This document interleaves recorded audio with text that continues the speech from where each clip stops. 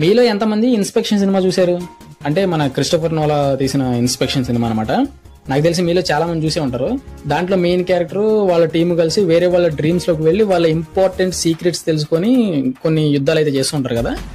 So అలాంటిది real life లో కూడా సాధ్యమవుతుంది అని చెప్పేసి శాస్త్రవేత్తలు నిరూపించారనమాట. అంటే ఇప్పుడు మనం సినిమాలో లాగా వాళ్ళ డ్రీమ్స్ లోకి వెళ్ళిపోయి వాళ్ళతో ఫైట్ చేయలేం, కానీ కాకపోతే మనం వాళ్ళ డ్రీమ్స్ లోకి వెళ్ళి వాళ్ళతో కమ్యూనికేట్ చేయగలం అనమాట. ఒకళ్ళ డ్రీమ్ లోంచి ఇంకొకళ్ళ డ్రీమ్ లోకి వెళ్ళొచ్చు అని చెప్పి శాస్త్రవేత్తలు చెప్తున్నారు అనమాట. అంటే ఇది అంత ఈజీగా ప్రాసెస్ అయితే కాదు. అంటే నార్మల్ గా పడుకున్న వ్యక్తి దగ్గరికి వెళ్ళి మనం చెవులేదన్న మాట్లాడితే తన డ్రీమ్ అనేది డిస్టర్బ్ అవుతుంది అనమాట. అంటే మనం తనని మేల్కొనేది చేయగలుగుతాం, కానీ తన డ్రీమ్ లోకి వెళ్ళి మనం మాట్లాడలేం. కానీ లూసిడా డ్రీమ్స్ లో ఇది పాసిబుల్ అవుతుందని చెప్పి శాస్త్రవేత్తలు చెప్తున్నారు.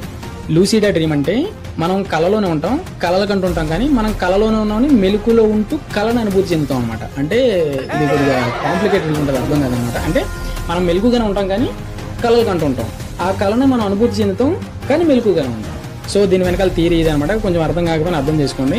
ఈ రీసెర్చ్ అనేది ఎలా జరిగిందంటే, 2 వ్యక్తులను లూసిడ్ డ్రీమ్ లోకి పంపించి డ్రీమ్ లోకి వెళ్ళిన ఫస్ట్ వ్యక్తి బ్రెయిన్ ని సిస్టమ్ మార్పులు చేర్పులు అన్ని చేసి సెట్ చేసిన తర్వాత తన చెవులో ఏర్పాటు చేసిన, అంటే డ్రీమ్ లోకి వెళ్ళిన వ్యక్తి చెవులో ఏర్పాటు చేసిన ఇయర్ బడ్స్ ద్వారా